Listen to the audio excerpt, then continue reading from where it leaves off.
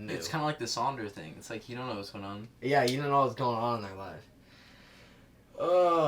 And then the next thing I have is learning how to have no filter and how to be blunt and not being invincible.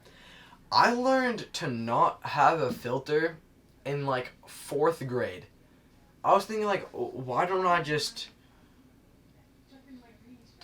speak my thoughts? Why don't I just speak my mind? Why do I have to hold it all in? Why can't I just project it? And that leads me into like thinking, that's like a way of being in the moment. And I don't know how I thought of this at like 9. I don't know how I did that, but I did. And I was talking about this with my mom. I also talked about it in the other podcast. I was talking about like where my anxiety stemmed from. And it goes all the way back to like being 4 and like starting school. And I've always hated school. Me and Dresden both have hated school. Me and Dresden became friends at school. Like one of the first days of school, we were talking to each other about how we hated school. Yeah, in the computer lab.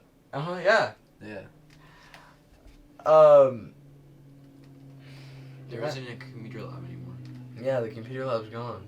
After the computer lab and explaining to each other how much we hated school, we have geography together. And this is with Tate, Jimena, and Ricky, but Ricky wasn't there because she was in the Philippines. Or in Tennessee. Oh yeah, I remember when you like came back and everybody was like so excited and I was so confused. I was like, who is this kid? Who is this Filipino kid? Yeah. So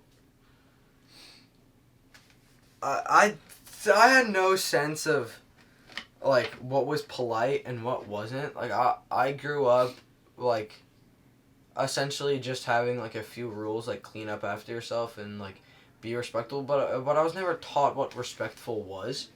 So yeah. I kind of made up my own image of it from all my other friends' parents. Yeah. And I would always kind of go off the walls because I would see what like my sister friends would do. And a lot of things they would do are not great.